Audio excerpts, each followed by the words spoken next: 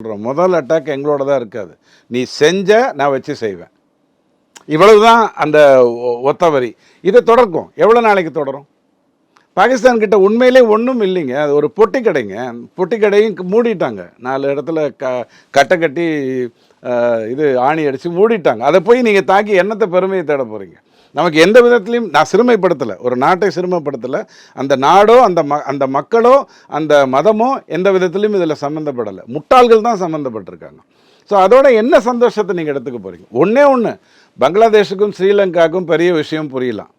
ஐயா இனி சீனாவை நம்பினா பிரயோஜனம் கிடையாது, அண்ணன் வளர்ந்துட்டார், 2047 கதையே வேறு மாதிரி இருக்க போது, ஒழுக்கமாக இவர்களோட இணக்கமாக போகிறது தான் நமக்கு நல்லது அப்படிங்கிறது மற்றவங்களுக்கு புரியும். பங்களாதேஷுக்கும் ஸ்ரீலங்காவுக்கும் இது ஒரு நல்ல பாடமாக அமைஞ்சிருக்குன்னு நான் சொன்னேன்.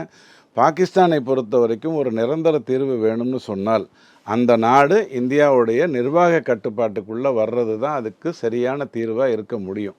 பங்களாதேஷை நீங்கள் அப்படி பண்ணணுங்கிற அவசியம் இல்லை. ஏன்னா ஏற்கனவே பாதி பேரை இங்கே அனுப்பிச்சி வச்சுருக்கான். நம்ம ஒழுக்கமாக இவங்களெல்லாம் திருப்பி அனுப்புகிற வேலையை தான் பண்ணணும். ஸ்ரீலங்காவுக்கு அதுக்கான அவசியம் இல்லை. ஏன்னா ஸ்ரீலங்காங்கிறது ஒரு நாடாக இருந்தாலும் நமக்கு கப்பல் போக்குவரத்துக்கு அது ஒரு சிறந்த விஷயமா இருக்குது. இன்னி வரைக்கும் நம்மளை தொல்லை பண்ணலை, எந்த விதத்துலேயும் தொல்லை பண்ணலை.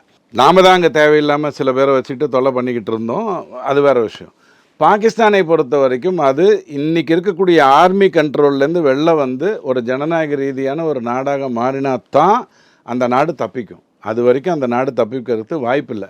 ஆர்மியோடைய கண்ட்ரோலை தூக்கிட்டு ஜனநாயகம் வரணும்.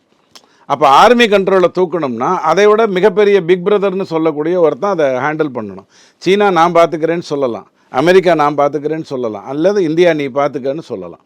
இந்த விஷயத்து பண்ணால் தான் பாகிஸ்தான்லேருந்து இந்த பிரச்சனை தீரும். அது வரைக்கும் இதை திறந்துக்கிட்டே தான் இருக்கும். இப்போ நேற்றுக்கு அமெரிக்காலேருந்து என்ன சொல்லியிருக்காங்க? ஐயா இன்றைக்கி 2 பேர் பார்த்துக்கோங்க, எங்களுக்கும் இதுக்கும் சம்மந்தம் இல்லை. அமெரிக்கா கை கழுவியாச்சு. சைனாக்கு இதில் கை கழுவு தவிர வேறு வழியே கிடையாது. அதால் இந்தியாவோட போரிடவே முடியாது. தேவையில்லாமல் இந்தியாவை சீண்டவும் முடியாது. போரிட முடியாதுங்கிறது இல்லை, சீண்ட முடியாது. ஸோ பாகிஸ்தான் தன்னுடைய நிலையை உயர்ந்து கொண்டு ஐயா போருமையா, நாங்கள் இவ்வளோ நாள் ஆட்சி செய்து அற்புதமாக நிறையா துரைமுருகன் ஐயா சொல்கிற மாதிரி நிறைய பேரை பெற்று போட்டோம், இதோட முடிஞ்சு, இதுக்கப்புறம் இதைக்கு ஜனநாயகத்துக்கு கொண்டு போகிறது தான் நல்லதுங்கிறத அவங்க புரிஞ்சுக்கிறது நல்லது.